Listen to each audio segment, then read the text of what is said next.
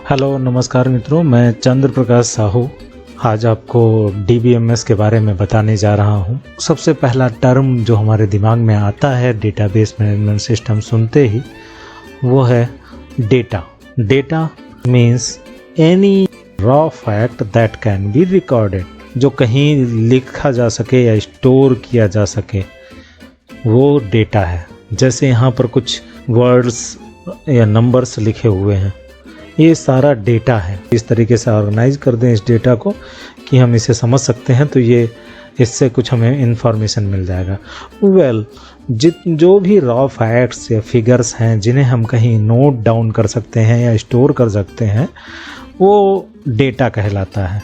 और डेटा को अगर हम प्रोसेस कर दें या उससे कुछ मीनिंगफुल निकाल लें तो वो इंफॉर्मेशन बन जाता है।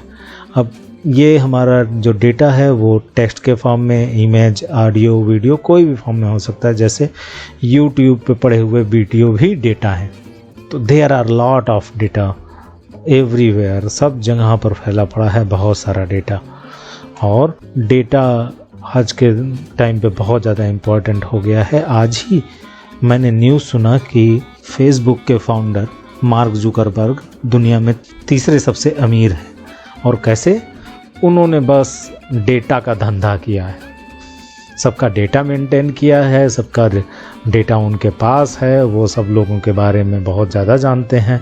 जो इंटरनेट है ये टोटली डेटा का आदान प्रदान करने के लिए ही बनाया गया है। अगर मैं एक एग्जाम्पल लूँ सचिन बंसल और बिन्नी बंसल का, जिन्होंने 2007 में मात्र 4 लाख रुपए इन्वेस्ट करके फ्लिपकार्ट बनाया था। और फ्लिपकार्ट को बनाने का उनका मोटो ये था कि ये जो फ्लिपकार्ट वेबसाइट थी, इसका काम था बुक्स की लिस्टिंग करना ऑनलाइन, और कोई अगर उन बुक्स को ख़रीदने की इच्छा जाहिर करता है तो उसको बुक की सप्लाई करना। दैट मीन्स आप बुक खरीदेंगे फ्लिपकार्ट से तो फ्लिपकार्ट उस वेंडर को बता दे, बुक सेलर को बता देगा कि पर्टिकुलर पर्सन जिसका एड्रेस ये है वो ये बुक चाहता है, तो सेलर सीधे बुक को सप्लाई कर देगा कस्टमर को। दैट मीन्स अब फ्लिपकार्ट खाली कस्टमर से डेटा लेगा, कस्टमर का डेटा, कस्टमर का नेम, उसका एड्रेस, कस्टमर का अमाउंट लेगा और उस डेटा को बुक सेलर को पास कर देगा। बुक सेलर उस डेटा को देखेगा और बुक को सेंड कर देगा। तो फ्लिपकार्ट कुल मिलाकर डेटा को ही मैनेज कर रहा है। एक पर्सन से डेटा ले रहा है, दूसरे को डेटा दे रहा है। और फ्लिपकार्ट पर बहुत सारे प्रोडक्ट्स पड़े हुए हैं, हज़ारों प्रोडक्ट्स पड़े हुए हैं, हज़ारों प्रोडक्ट के बहुत सारे डिटेल पड़े हुए हैं। जैसे आप कोई शर्ट खरीदने जाते हैं, आप अगर शर्ट सर्च करते हैं तो हज़ारों शर्ट आपके सामने आ जाती है। अब जैसे ही किसी शर्ट पर क्लिक करते हैं उस शर्ट का डिटेल आपको मिल जाता है। डिटेल में उस शर्ट का साइज, विड्थ, कलर्स और कपड़ा किस टाइप का है, वेंडर कौन है, ये सारा इन्फॉर्मेशन आपके सामने आ जाता है। इसके साथ ही जो डेटा फ्लिपकार्ट मैनेज कर रहा है हर एक शर्ट के लिए, वो उस शर्ट का पिक्चर भी है। तो ना सिर्फ टेक्सचुअल डेटा, वो पिक्चर भी स्टोर कर रहा है फ्लिपकार्ट। और तो और कुछ प्रोडक्ट्स में उस प्रोडक्ट के वीडियो रिव्यूज़ भी पड़े हुए हैं। दैट मीन्स फ्लिपकार्ट ना केवल टेक्सचुअल डेटा, ना केवल इमेज, बल्कि वीडियो डेटा को भी सेव रख रहा है। और जैसे कोई कस्टमर क्लिक करता है वीडियो पर, फ्लिपकार्ट उस वीडियो डेटा को कस्टमर को सेंड कर देता है। तो कुल मिला के डेटा के एक्सचेंजेस से फ्लिपकार्ट इतना कमा रहा है कि इसने 2018 9 मई को जब फ्लिपकार्ट बिका तो इसका जो सेलिंग हुई वो हुई 1,07,000 करोड़ रुपए पर। 4 लाख इन्वेस्ट किया था और 1,07,000 करोड़ रुपए मिल गए। डेटा आज के दौर में बहुत इंपॉर्टेंट है। डेटा हमारा टेक्स्ट डेटा हो सकता है, image data, audio video data हो सकता है। फिर बात आती है डेटाबेस। डेटाबेस एक रिलेटेड डेटा का कलेक्शन है। रिलेटेड मतलब वो डेटा जो आपस में रिलेटेड हों। जैसे एक शर्ट का डेटा, क्या डेटा? शर्ट का पिक्चर हो गया, शर्ट का साइज हो गया, शर्ट का कलर हो गया, शर्ट का क्लॉथ किस टाइप का है, कॉटन है या पॉलिस्टर है, शर्ट का प्राइस क्या है, शर्ट का वेंडर कौन है। तो ये सारा डेटा एक दूसरे से रिलेटेड है, क्योंकि वो सारा कुछ एक ही सर्ट के बारे में है। तो अगर ऐसे बहुत सारे प्रोडक्ट का डेटा एक साथ एक जगह रख लिया जाए तो वो एक डेटाबेस बन जाएगा। इसीलिए हम कहते हैं collection of related data. Related data जो किसी एक चीज़ के बारे में है, जो एक चीज़ को रिप्रेजेंट कर रहा है। और जब भी किसी एक चीज़ में कोई के डिटेल में या डेटा में कोई परिवर्तन आता है या चेंज आता है तो डेटाबेस में चेंज भी होना चाहिए। और हम डेटाबेस को फॉर्मली कह सकते हैं, database is a collection of data that is organized so that it can easily be accessed, managed and updated. Database इस तरीके से ऑर्गेनाइज्ड है कि ये बहुत ही आसानी से एक्सेस किया जा सके, मैनेज किया जा सके और अपडेट किया जा सके। और इसके साथ साथ डेटाबेस उस जो डेटा को वो डेटाबेस स्टोर कर रहा है उसकी सेफ्टी, सिक्योरिटी और इंटीग्रिटी का भी ख्याल रखता है। Database management system. Database management system एक ऐसा सॉफ्टवेयर है या ऐसा कंप्यूटर प्रोग्राम है जो कि हमारे डेटाबेस को मैनेज करने के काम आता है। जैसे मान लिया कि फ़्लिपकार्ट के डेटा की ही बात कर रहे हैं, तो फ़्लिपकार्ट के पास हज़ारों प्रोडक्ट हैं और हज़ारों टाइप के प्रोडक्ट हैं। हर एक प्रोडक्ट का डिटेल अलग अलग है, तो सबका इन्फॉर्मेशन अलग अलग जगह पर रखा गया है और उसको सही से रखने के लिए कोई ना कोई सॉफ्टवेयर होना चाहिए। उस सब डेटाबेस क्रिएट करने के लिए, उस डेटाबेस को मैनेज, मतलब कोई चेंजेस आते हैं तो उनको करने के लिए, डेटाबेस को मेंटेन रखने के लिए, उसमें कुछ डिलीट होता है डिलीट करने के लिए।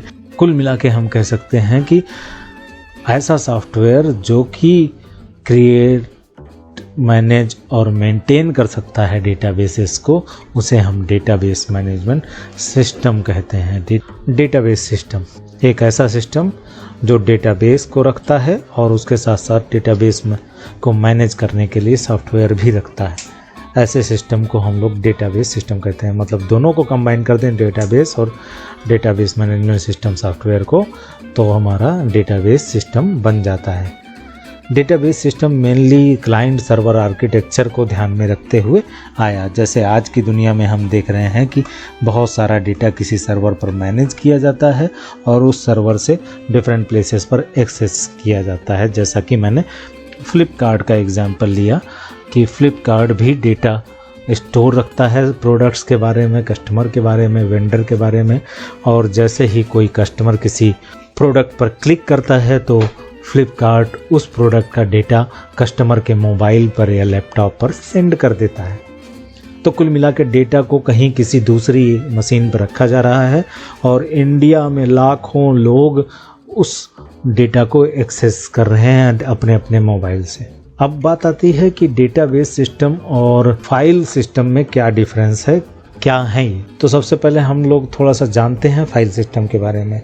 70s के दौरान जो डेटा स्टोर किया जा रहा था वो फाइल सिस्टम में ही स्टोर किया जा रहा। हालांकि अभी भी फाइल सिस्टम का यूज़ होता है, ऐसा नहीं है कि फाइल सिस्टम एकदम ऑब्सोलीट होकर चला गया क्योंकि डेटाबेस सिस्टम आ गया। फाइल सिस्टम का बेसिकली ज़रूरत वहाँ पड़ती है जहाँ हमारे पास बहुत लार्ज अमाउंट ऑफ डेटा नहीं है और हमारे पास उस मशीन का एक्सेस है जहाँ पर डेटा हमारा स्टोर है। जैसे किसी लैपटॉप में जो ऑपरेटिंग सिस्टम होता है, ऑपरेटिंग सिस्टम अपने साथ साथ फाइल सिस्टम भी रखता है। आपने NFS नेटवर्क फाइल सिस्टम या FAT file allocation table system सुना होगा। तो ये सब भी फाइल सिस्टम है जो कि उस मशीन या उस लैपटॉप में जो ऑपरेटिंग सिस्टम की फाइल्स हैं उनको मैनेज करने के काम आते हैं। फाइल सिस्टम हम कह सकते हैं एक ऐसा सॉफ्टवेयर या प्रोग्राम है जो कि ऑपरेटिंग सिस्टम का एक मेन पार्ट है। बिना फाइल सिस्टम के आप अगर अपने कंप्यूटर पर कोई भी डेटा स्टोर करते तो उस डेटा को एक्सेस करना पॉसिबल ना होता।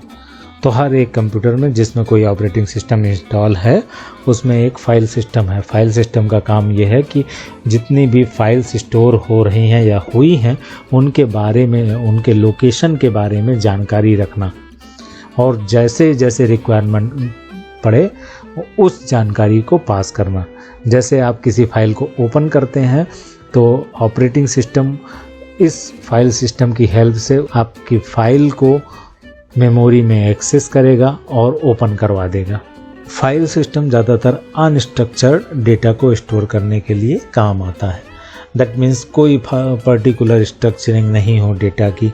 जैसे आप एक नोटपैड फाइल में बहुत सारा कुछ डेटा रख लें, 100 स्टूडेंट का name, father name, mother name, age, class, ये सारा डेटा एक ही फाइल में आप स्टोर कर लें, या आप डिफरेंट टाइप का डेटा डिफरेंट फाइल्स में स्टोर कर।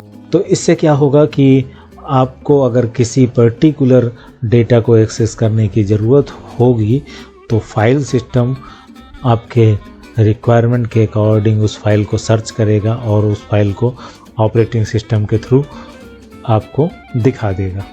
और ये जो फाइल स्टोर होती है वो अनस्ट्रक्चर्ड फॉर्म में, दैट एक फाइल में कोई सा भी डेटा हो सकता है, पर इसका भी अपना कुछ ना कुछ एडवांटेज है जिसके कारण से फाइल सिस्टम अभी तक यूज़ हो रही है। और बेसिकली इसका एडवांटेज ये है कि जब हमारे पास बहुत ज़्यादा फाइल ना हो या किसी दूसरी मशीन से हमें फाइल्स को या डेटा को ना एक्सेस करना हो तो फाइल सिस्टम भी बेटर होता है। फॉर एग्जांपल सपोज़ करिए कि आपके पास 10 स्टूडेंट का डेटा है और 10 स्टूडेंट के डेटा को आपने एक नोटपैड फाइल में स्टोर किया। अब 10 स्टूडेंट का डेटा है, उसमें से आप चाहते हैं किसी एक दो स्टूडेंट जिसका नाम राम है उसका एज 15 से आप 16 कर दें। तो क्या करेंगे, फाइल ओपन करेंगे, देखेंगे राम कहाँ है, बहुत आसानी से दिखाई पड़ जाएगा क्योंकि बहुत कम लोगों का डेटा है उस फाइल में, और आप चेंज कर देंगे। लेकिन अगर 10,000 लोगों का डेटा एक ही फाइल में लिया रखा हो तब आप देखेंगे कि आपको लाइन बाय लाइन या वर्ड बाय वर्ड सर्च करना पड़ेगा और बहुत सारा टाइम लग जाएगा और ख़राब हो जाएगा इन केस आप किसी दूसरी मशीन पर बैठे हैं और एक दूसरे कंप्यूटर को एक्सेस कर रहे हैं रिमोट डेस्कटॉप का यूज़ करके। आपके घर में एक लैपटॉप है और आप अपने मोबाइल से लैपटॉप को एक्सेस कर रहे हैं, और अगर आप फाइल का पता जानते हैं तब तो ठीक है, लेकिन अगर फाइल का पता नहीं जानते हैं तो फिर सर्च करना बड़ा डिफ़िकल्ट हो जाएगा। तो इसीलिए फ्लैट फाइल सिस्टम ज़्यादातर हम लोग लोकली मैनेज्ड फाइल के लिए यूज़ करते हैं, या वो फाइल्स उस डेटा के लिए जो अनस्ट्रक्चर्ड हो और बहुत ज़्यादा अमाउंट में ना हो। डेटाबेस सिस्टम में हमारा जो भी डेटा होता है वो स्ट्रक्चर्ड फॉर्म में होता है। दैट मीन्स अगर एक फाइल में एक टाइप का डेटा है तो एक ही टाइप का डेटा होगा, उसमें दूसरे किसी टाइप का डेटा नहीं होगा जो कि मिसमैनेजमेंट क्रिएट करे। और फाइल सिस्टम में आपको लोकेशन हर एक फाइल का पता होना चाहिए, इसीलिए जो हमारे पास FAT32 फाइल सिस्टम है वो एक्चुअली में एक्सटेंशन है फाइल लोकेशन टेबल का, जो कि एक टेबल मेंटेन करता है जिस टेबल में उस लैपटॉप के अंदर जो भी डेटा स्टोर या जो भी फाइल स्टोर है उसका एड्रेस होता है। ऐसे ही NFS है, नेटवर्क फाइल सिस्टम। ऐसे जितने भी फाइल सिस्टम हैं सबके पास एक फाइल टेबल होती है। उस फाइल टेबल में उस कंप्यूटर के अंदर जितने भी फाइल स्टोर्ड हैं उन फाइल का नेम, फाइल हैंडल और उस फाइल का मेमोरी लोकेशन होता है। इससे जब भी आप कोई यूज़र एक फ़ाइल सर्च करता है या एक्सेस करने की कोशिश करता है तो ऑपरेटिंग सिस्टम फाइल सिस्टम की हेल्प से उस फाइल को मेमोरी में सर्च करता है। सर्च करने के बाद फाइल को उस प्रोग्राम को सेंड कर देता है जिसके थ्रू आप फाइल को ओपन करने की कोशिश कर रहे हैं। तो आइए फर्दर हम लोग देखते हैं कि और क्या डिफरेंसेस हैं फ्लैट फाइल सिस्टम या फाइल सिस्टम और डेटाबेस सिस्टम में। तो डेटाबेस सिस्टम एक ऐसा सिस्टम है जो कि डेटाबेस और डेटाबेस को मैनेज करने के लिए सॉफ्टवेयर प्रोवाइड करता है, और ये क्लाइंट सर्वर सिनेरियो में बहुत फिट बैठता है, जहाँ पे एक कंप्यूटर पर या एक सर्वर पर कोई कस्टमर्स के डेटा स्टोर हो और ऑल ओवर वर्ल्ड उस कंप्यूटर से डेटा को उठाया जाए या डेटा को एक्सेस किया जाए।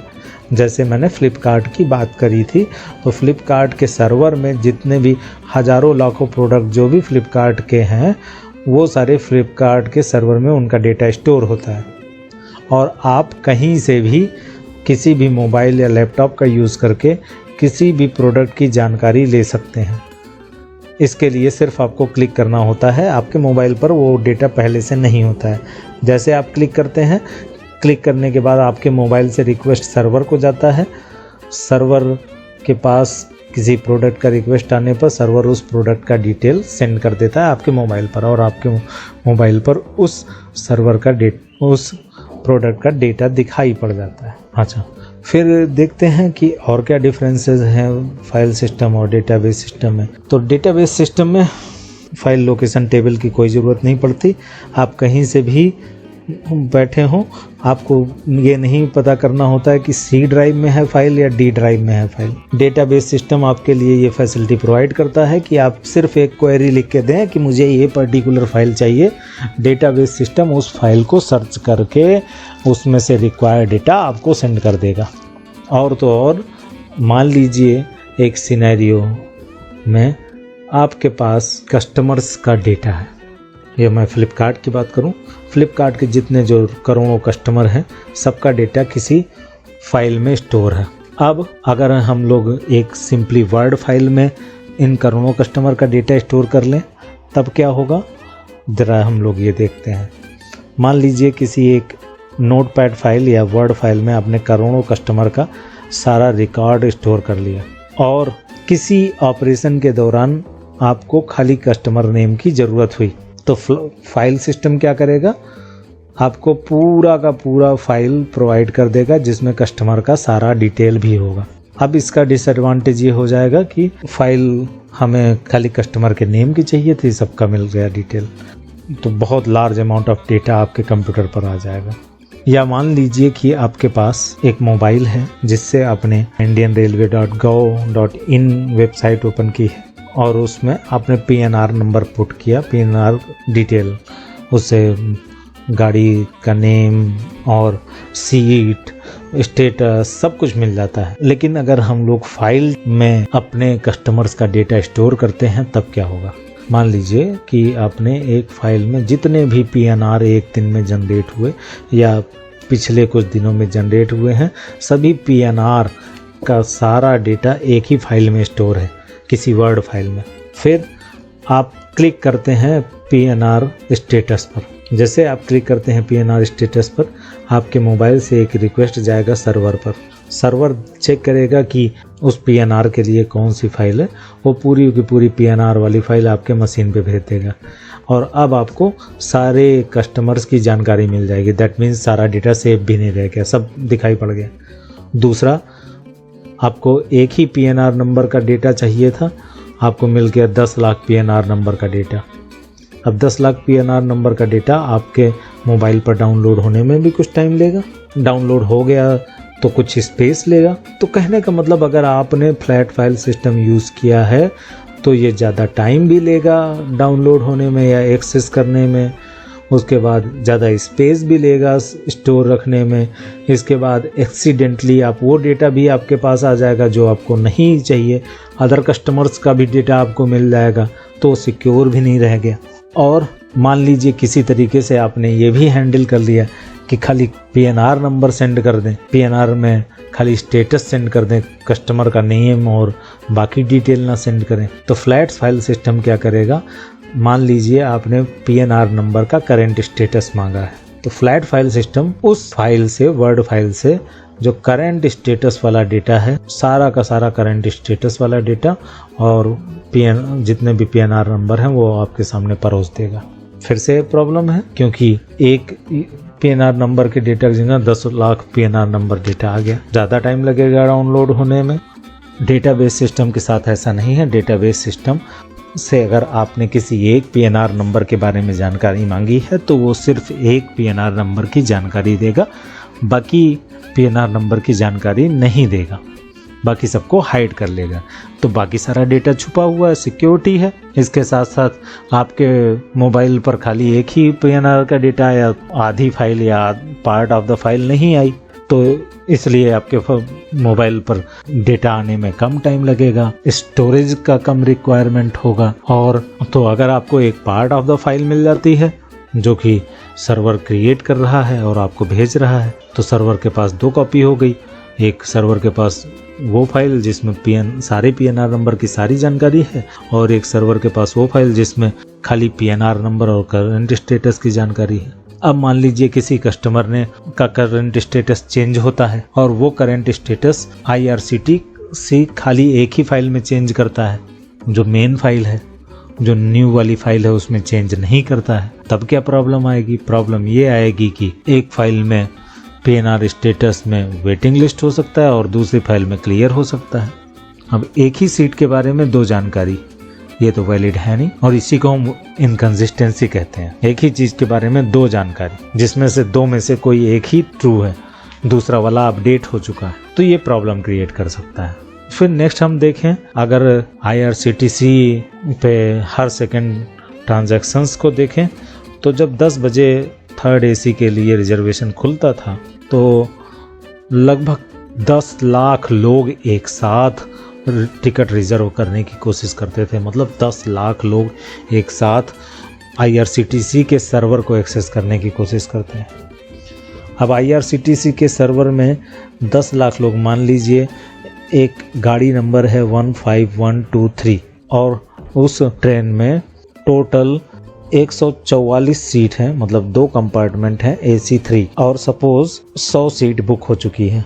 नेक्स्ट सेकंड पर जो 101वीं सीट है उसके लिए 2 लोगों ने सर्वर को एक्सेस किया, दोनों ने टेबल को चेंज किया, पहले और दूसरे वाले ने एक साथ किया, तो दोनों को 101 नंबर मिल गया, जो कि गलत है। किसी ना किसी तरीके से ये जो एक साथ ही एक ही डेटाबेस या एक ही फाइल को तमाम लोग एक्सेस करने की कोशिश कर रहे हैं, इससे प्रॉब्लम क्रिएट हो सकती है या इनकंसिस्टेंसी आ सकती है डेटा में। एक ही सीट कई लोगों को अलॉट हो जाए, तो इसको अवॉइड करने के लिए डेटाबेस सिस्टम में कॉनकरेंट प्रोटोकॉल्स हैं, मतलब वो रूल्स और रेगुलेशंस हैं जिनके थ्रू हम लोग कॉनकरेंट, मतलब एक साथ कई लोग जो एक्सेस कर रहे हैं किसी डेटा को, उसको हैंडल करने की टेक्निक प्रोवाइड करता है। और आगे बढ़ते हुए अगर हम देखें तो क्योंकि फाइल सिस्टम में अनस्ट्रक्चर डेटा होता है तो उस पर कोई कंस्ट्रेंट लगाना बड़ा मुश्किल है, और डेटाबेस सिस्टम में स्ट्रक्चर डेटा होता है, उस पर कंस्ट्रेंट लगाना थोड़ा आसान है। जैसे कि एक कंस्ट्रेंट लगा दिया कि कस्टमर का डेटा है, उनके फ़ोन नंबर्स 10 डिजिट के ही होंगे, वो भी डिजिट्स होने चाहिए। किसी ने एंटर किया स्ट्रिंग तो वो तुरंत पकड़ा जा सकता है, क्योंकि डेटाबेस सिस्टम में जो भी डेटा स्टोर किया जा रहा है वो सेम टाइप का होना चाहिए, मतलब स्ट्रक्चर फॉर्म में है, तो इससे बड़े आसानी से ऐसी गलतियां अवॉइड हो सकती हैं। जबकि फ्लैट फाइल सिस्टम जो कि अनस्ट्रक्चर्ड है, फाइल्स में किसी भी प्रकार का डेटा स्टोर हो सकता है, कोई रेस्ट्रिक्शन या कंस्ट्रेंट नहीं है, इससे बहुत सारा इनकंसिस्टेंट डेटा भी स्टोर हो सकता है, और अगर इनकंसिस्टेंट डेटा स्टोर हुआ है तो आगे चल के प्रॉब्लम क्रिएट करेगा। जैसे किसी कस्टमर का आपने सारा इन्फॉर्मेशन स्टोर किया एक फाइल में और उस कस्टमर को मैसेज भी जाना है, और कस्टमर ने जो फ़ोन नंबर प्रोवाइड किया था वो फ़ोन नंबर डिजिट में ना होकर अल्फ़ाबेटिकल था, तो अल्फ़ाबेटिकल कोई फ़ोन नंबर तो होता नहीं। IRCTC के सर्वर ने फ़ोन नंबर रीड किया और उस फ़ोन नंबर को मैसेज कर रहा है PNR का स्टेटस, कोई मैसेज नहीं हो पाएगा। इसके लिए फ़ोन नंबर डिजिट का ही होना चाहिए। ऐसे ही नेम की जगह किसी ने खाली नंबर डाला हुआ है तो वो भी गलत हो जाएगा। ईमेल में किसी ने पर्टिकुलर फॉर्मेट में ईमेल ना प्रोवाइड करके @ नहीं लगाया ईमेल में, ऐसे ही लिखा हुआ है, तो वो भी प्रॉब्लम क्रिएट कर देगा, क्योंकि वो वैलिड ईमेल होगा नहीं। दैट मीन्स जो भी डेटा एंटर किया जा रहा है वो करेक्ट फॉर्मेट में हो, और ऐसा करना फ्लैट फाइल सिस्टम में संभव नहीं है। जबकि डेटाबेस सिस्टम में ये चेक लगाना कि करंट टाइप का डेटा है, ये बहुत आसान है। देन सिक्योरिटी की बातें ले लीजिए। मैंने एक एग्जांपल दिया था कि आपने एक PNR नंबर डाला और आपको उस दिन या उससे पहले जितने भी PNR जनरेट हुए थे सबका डिटेल आ जाए, तो इस तरीके से आपको दूसरे कस्टमर्स की जानकारी भी मिल जाएगी। मतलब डेटा तो सेफ रह ही नहीं गया, किसी पर्सन का डेटा किसी दूसरे को मिल रहा है। दूसरा आप देखें तो हमारे ऑपरेटिंग सिस्टम के साथ फ्लैट फाइल सिस्टम हमारा फाइल सिस्टम होता है। एक बार आप पासवर्ड से कंप्यूटर या लैपटॉप ओपन कर लें तो आप किसी भी फाइल को ओपन कर सकते हैं। कैसे? उस फाइल के साथ कुछ भी कर सकते हैं, डिलीट या मॉडिफाई कुछ भी कर सकते हैं। जबकि डेटाबेस सिस्टम के साथ ये पॉसिबल नहीं है। डेटाबेस सिस्टम यूज़र को रोल प्रोवाइड करता है, हर एक यूज़र के लिए डिफरेंट तरीके से एक्सेस प्रोवाइड करता है डेटा को। जो नॉर्मल यूज़र हैं उनको सारा डेटा नहीं देता है, जो एडमिन हैं उनको सारा डेटा दिखाता है।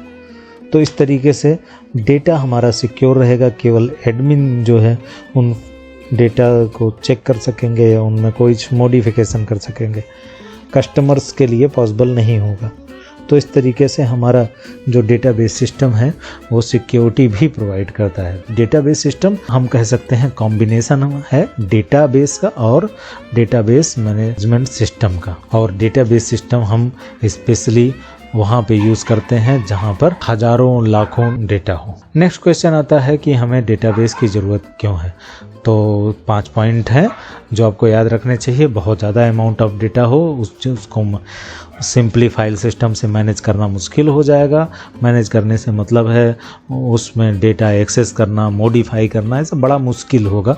तो इसके लिए डेटाबेस की ज़रूरत पड़ सकती है। डेटाबेस डेटा के एक्यूरेसी कायम रखने के लिए, ताकि फ़ोन नंबर में केवल नंबर ही आए, कोई स्ट्रिंग ना आए, कुछ ऐसा वैलिडेशन रूल डेटाबेस में ही लगाना पॉसिबल है, फाइल सिस्टम में नहीं। किसी डेटा को अपडेट करना हो तो उसको एक्सेस करना और उस डेटा को अपडेट करना डेटाबेस सिस्टम में ज़्यादा आसान है फाइल सिस्टम के कंपैरिजन में। और साथ साथ एक ही फाइल में स्टोर डेटा को बहुत सारे लोग एक साथ एक्सेस करके अपडेट भी कर सकते हैं। तो कॉन्करेंटली अपडेट भी डेटाबेस सिस्टम प्रोवाइड करता है। तो फिर सिक्योरिटी की अगर बात करें तो सिक्योरिटी डेटा की आजकल बहुत ज़रूरी है। और डेटा को सिक्योर रखने के लिए केवल वो डेटा कस्टमर्स को देना जो कि उनके लिए रिक्वायर्ड हो, अदर डेटा को हाइड करना, ये सारा कुछ फाइल सिस्टम में नहीं पॉसिबल है और ये ज़रूरत भी है। ये भी हमारा डेटाबेस सिस्टम प्रोवाइड करता है।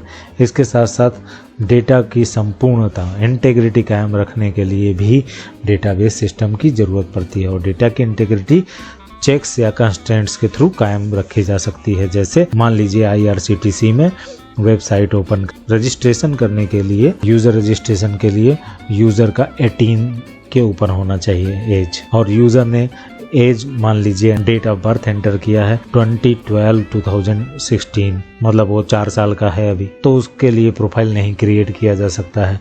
जबकि फाइल सिस्टम में ऐसा कोई चेक नहीं लगाया जा सकता। ऐसा चेक लगाने के लिए एक प्रोग्राम करना होगा अलग से। फाइल सिस्टम के साथ एक और बड़ी प्रॉब्लम जो मैं डिस्कस करना स्किप कर गया वो ये है कि अगर फाइल सिस्टम में किसी पर्टिकुलर टाइप के डेटा के लिए प्रोग्राम बना दिया गया है तो उस टाइप का डेटा एक्सेस हो जाएगा। लेकिन आप स्पेशली बीच में कुछ डेटा चाहते हैं तो वो नहीं होगा। जैसे आप चाहते हैं, जैसे मान लीजिए कि फ्लिपकार्ट ये सर्च कर रहा हो कि कौन कौन से कस्टमर्स हैं जिन्होंने 500 रुपीज़ से ऊपर और 1000 से नीचे की शॉपिंग की है। फ्लैट फाइल सिस्टम में भी ये किया जा सकता है, बिल्कुल किया जा सकता है। लेकिन फ्लैट फाइल सिस्टम में अगर आपने ये फिक्स कर दिया है तो इसके लिए प्रोग्राम बनाना होगा। और फ्लैट फाइल सिस्टम में जो प्रोग्राम आपने पहले से बना के रखा है उसी टाइप का डेटा आपको मिलेगा। दैट मीन्स डेटा आपके पास है और प्रोग्राम भी आपके पास है, तो जिस टाइप के प्रोग्राम हैं उसी टाइप का डेटा मिल जाएगा। मान लीजिए आपके पास मैक्सिमम, मिनिमम, एवरेज ये सब डिटरमाइन करने के प्रोग्राम हैं तो डेटाबेस से ये सब डेटा आपको मिल जाएगा। और इसी बीच में आपको सम का की ज़रूरत हुई, टोटल सम की, तो वो नहीं मिल पाएगा क्योंकि उसका प्रोग्राम पहले से बना नहीं है।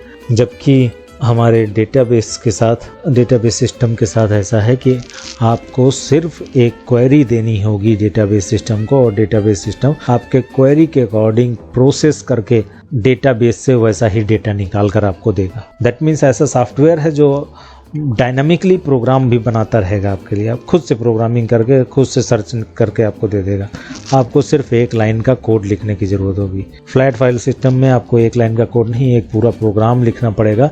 कोई स्पेशल डेटा निकालने के लिए। Advantages of database system, database provide security, it provide integrity of the data, and it can also enforce standards like the customers can be over the age of 18.